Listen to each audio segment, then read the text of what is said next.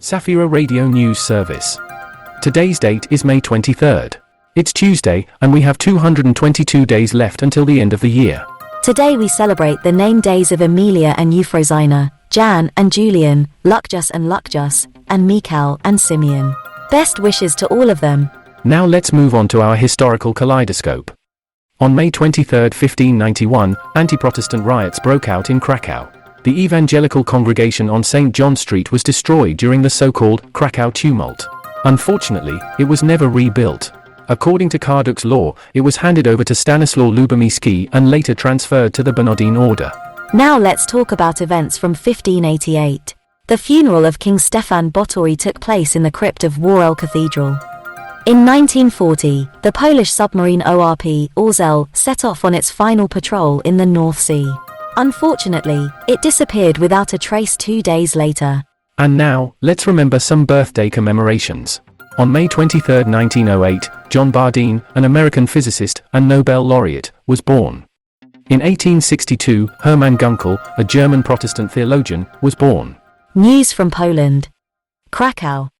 Bishop Damian Muscus ordained Dominican deacons at the Basilica of the Holy Trinity in Krakow. In his homily, he encouraged the deacons to be servants of prayer, joy, and love. The bishop emphasized that their service should mobilize the community to become more evangelical, loving, and humble. Dominicans are a male religious order founded by Saint Dominic Guzmana in the 13th century. They are preachers and missionaries dedicated to proclaiming the gospel, studying theology, and prayer. Poland. The Order of Pauline invites young men to vocational retreats in Częstochowa. The event will begin on May 26th and last until May 28th. It is an opportunity for discerning one's life path, both in the context of religious and priestly life. The retreats will include prayer, catechesis, and participation in priestly ordinations. World News. USA. Over 50 students from South Carolina will participate in the GenSend program organized by the North American Mission Board. It is the largest number of participants among all state Baptist conventions. The program allows students to spend 6 to 8 weeks in strategic cities, engaging in missionary service. Vatican.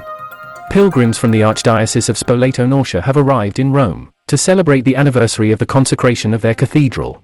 The Pope encouraged the pilgrims to discover and showcase beauty, just like their cathedral. The Church should focus on prayer, love, and proclaiming the gospel, rather than secondary aspects. Francis called for pastoral renewal and bold choices in evangelization. The Pope said, "The gospel comes through the beauty of life testimony." France. Over 6,500 young Christians gathered in France last weekend for a conference called ECHO. The conference centered around the theme, "See, I am doing something new." The second theme was "Me and God, Us and God, You and Me." There were sermons, worship, workshops, and concerts. The number of evangelical Christians in France is approximately 745,000. ECHO is one of the largest events of its kind in Southern Europe. The goal of each conference is to prepare young people for the future, discover service, and experience mission. Vatican. On the occasion of the G7 summit, Pope Francis wrote a letter to Japanese Bishop Alexis Mitsuru Shirahama. Francis reminds that human fraternity and solidarity are the best path to the future. Hiroshima is a symbol of remembrance. This symbol powerfully proclaims the inappropriateness of nuclear weapons. We must respond differently to threats to peace. USA. During the funeral of Hoddy Childress from Alabama, his family learned about a secret he had kept for many years. It turned out that he regularly donated money to Geraldine Drugs Pharmacy. He created a secret fund for people who struggled to afford medications. He wanted to remain anonymous. Hoddy, who passed away earlier this year, was a U.S. Air Force veteran and worked for Lockheed Martin Aerospace Company. His wife, children, stepchildren, 15 grandchildren, neighbors, and friends bid him farewell. Hoddy left behind a beautiful legacy. He will be remembered as a humble servant who always helped others. That's all from this news service. Thank you for listening to Safira Radio News Service.